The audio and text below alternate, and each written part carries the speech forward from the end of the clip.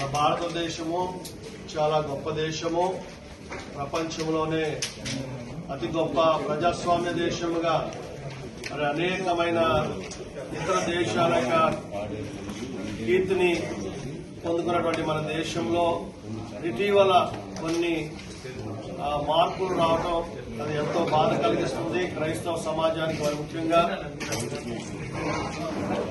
హైందవ సోదరులకు నేను చెప్పేది ఏంటంటే, ప్రపంచవ్యాప్తంగా అనేక దేశాల్లో ఉంటున్నటువంటి మన వాళ్ళు అక్కడ సమాన హక్కులు కావాలని ఎలాగైతే కోరుకుంటున్నారో, మరి మొదట మన దేశంలో దాన్ని పాటించాలని, ఆ నీతి మొదట మనం ఇక్కడ పాటిస్తే అప్పుడు అన్ని దేశాల్లో కూడా మీకు గౌరవం దక్కుతుంది. మరి ఇక్కడ జరుగుతున్నటువంటి దాని ఎఫెక్ట్ ఇతర దేశాల్లో ఉన్నటువంటి మన భారతీయుల మీద కూడా పడుతుందని మరి మేము ప్రేమపూర్వకంగా హెచ్చరిక చేస్తూ నా మాటలు ముగిస్తున్నాం.